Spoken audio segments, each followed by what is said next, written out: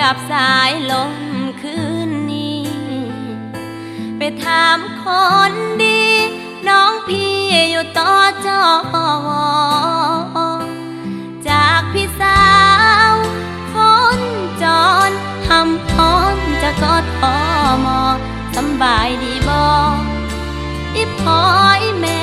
ทางบ้านเฮาปีนี้ลมหนาววิวีมาต่อคนเฒ่าทั้งสองเนื้อหนังก็เริ่มหย่อนยานแล้วเว้าจอมสมือ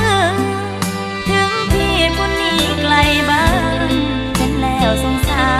รยามทานพิงไฟสองเท้าให้บังลายามเอื้อยของเจ้าบ่อยู่ให้มันให้ดูเศร้าตรูให้ลุกหูเข้าให้ขยันมันเพียรตั้งใจเล่าเรียนเด้อเจ้าอย่าเห็นให้ลาคืดน้ำคือเอื้อยของโต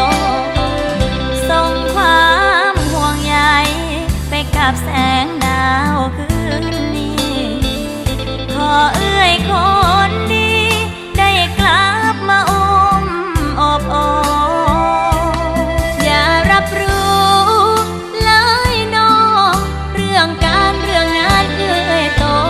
เมื่อฝากปลดโซ